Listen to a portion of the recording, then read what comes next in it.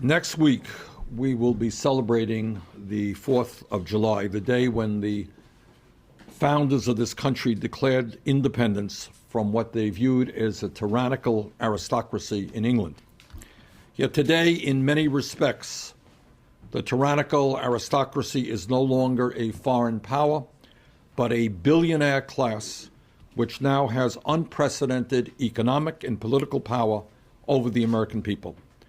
In fact, if we do not make the necessary changes to reduce skyrocketing wealth and income inequality, this country, in my view, is well on its way to becoming an oligarchic form of society, a nation in which a handful of extremely wealthy people control not only our economy, but our political life as well. Let's be clear. The United States is the wealthiest nation in the history of the world, but the vast majority of our people don't sense that, don't feel that, because almost all of the wealth is concentrated in the hands of the few. In the year 2015, the U.S. has by far the most unequal distribution of wealth and income of any major developed country on earth. And this inequality is worse today than at any time since 1928. We are moving in exactly the wrong direction. The fact of the matter is that over the past 40 years, we have witnessed an enormous transfer of wealth from the middle class and working families of our country to multimillionaires and billionaires. Now, my Republican colleagues often express their fear about wealth distribution. In fact, that is exactly what has been happening over the last 30 years. There has been a massive transfer of wealth, but it has gone from the middle class and working families to the people at the top. According to the most recent statistics, and this chart makes it pretty clear, the share of the nation's wealth going to the bottom 90% of Americans has gone down from 36% in 1985 to just 22.8% in 2013. Meanwhile, over the same time period, the top 0.1% saw its share of the nation's wealth more than double, going from 10% in 1985 to 22% today. In other words, the top 0.1% own nearly as much wealth as the bottom 90% of Americans. That is an extraordinary and tragic reality. In the last 2 years, I want you to picture this, in the last 2 years, the wealthiest 15 people in this country, 15 people, about what's sitting in this room right now, saw an increase in their wealth by $170 billion. Increase in wealth in 2 years, $170 billion. That is more wealth that is owned collectively by the bottom 130 million Americans. Today, the wealthiest family in this country, the Walton family, is now worth more than the bottom 42% of the American people. In terms of income, not wealth, income, the top 1% earns more than the bottom 50%. Since the Great Recession of 2008, 99% of all new income is now going to the top 1%. At a time when the rich are getting richer and when almost all new income and wealth is going to the people on top, how have my Republican colleagues responded to this grotesque level of income and wealth inequality? Well, what they have done, unbelievably, is to pass legislation which provides a $269 billion tax break to the wealthiest 5,400 Americans in this country, the top 0.2%. So in the midst of massive wealth and inequality, what the Republicans have said is, oh, let us give the very, very, very wealthiest people a gigantic tax break. And they do this by completely repealing the estate tax. Now, in my view, this is wrong morally. We should not exacerbate income and wealth inequality when it is so bad today. It is wrong economically. We do not need to be putting more money into the hands of the very richest people in this country, while the middle class continues to decline. But this is not just what Bernie Sanders believes or what Jan Schakowsky believes.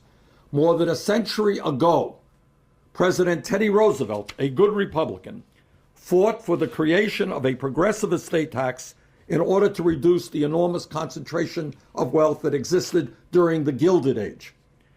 And this is what President Teddy Roosevelt said about 100 years ago, quote, "The absence of effective state and especially national restraint upon unfair money getting has tended to create a small class of enormously wealthy and economically powerful men whose chief object is to hold and increase their power. The prime need is to change the conditions which enable these men to accumulate power. Therefore, I believe in a graduated inheritance tax on big fortunes, properly safeguarded against evasion and increasing rapidly in amount with the size of the estate." End of quote. Teddy Roosevelt. You don't hear too many Republicans speaking that language today. While Roosevelt spoke those words in 1910, they are even more relevant today. Income and wealth inequality, in my view, is the great moral issue of our time. It is the great economic issue of our time. And as a result of Citizens United, it is the great political issue of our time. No great nation can flourish when so few have so much and so many have so little. Now, one of the straightforward ways to address wealth inequality, invest in the disappearing middle class, and preserve our democracy is to enact a progressive estate tax on multimillionaires and billionaires. As you know, for almost 100 years, this country has had an estate tax on the books that only taxes the inheritances of the very wealthiest people in this country. Today, that tax only applies to the wealthiest 0.2%. And my Republican colleagues, who are so anxious to protect the interests of the wealthy and the powerful, they want to eliminate that. But I think we should move in a very different direction. And that is why, along with Congresswoman Schakowsky, I am introducing the Responsible Estate Tax Act. This legislation, which only applies to the top 0.3%, 99.7% of people will not pay a nickel more in taxes, includes a progressive estate tax structure so that the super wealthy pay more. And this includes a progressive estate tax rate structure so that the super wealthy pay more. It establishes a 10% surtax on billionaires. It closes estate tax loopholes that have allowed the wealthy to avoid billions in estate taxes. It exempts the first $3.5 million of an estate from federal taxation, $7 million for couples. So with that, let me introduce somebody who has been one of the strongest advocates for working families in the U.S. House, Congresswoman Jan Schakowsky. I want to thank Senator Sanders for his work on this legislation and so many other things that are to protect the vast majority of Americans. He's a true progressive champion. I'm proud again to work with you, Bernie, to make our tax code more fair. As Bernie said, this country is the richest country on the face of the earth, and we have never been richer than we are at this very moment. But this period of extreme wealth is also one of extreme inequality. The richest 0.1% of Americans has as much wealth as the least affluent 90% of us. Turns out that the easiest way to make a fortune in the United States is the old-fashioned way: inherit it. The House Republicans want to make Paris Hilton and her bratty brother and other rich kids even richer by completely repealing the estate tax, which they voted to do in April.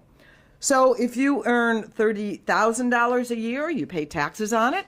But if the Republicans had their way, you could inherit a lump sum of $1 billion and not pay a dime. And that would pull an extra $269 billion out of federal investments in infrastructure, education, retirement security, and other priorities and put it directly in the pocket of privileged couch potatoes. We can do better than that, starting with the Responsible Estate Tax Act. Our bill would amend the estate tax to raise additional revenue for national priorities in a progressive way without taxing any estate on the first $3.5 million inherited by an individual, or $7 million coming from a couple. And that means 99.7% of Americans would experience no tax increase at all. So this should not be a burden. Our bill would add new estate tax rates for inheritance over $10 million and $50 million, with an additional 10% surtax for the Waltons, the Kochs, and other billionaire heirs. Income inequality is a crisis that threatens the very fabric of this country. And it forces us to live in this false atmosphere in this Congress and in governments across the country in a framework of scarcity, which is really unreal and not based on our wealth. So we ought to do something about it, starting with raising billions of dollars from individuals who have done nothing to earn it. The Responsible Estate Tax Act is the way forward, and I am very proud to be the House sponsor of this legislation. Thank you.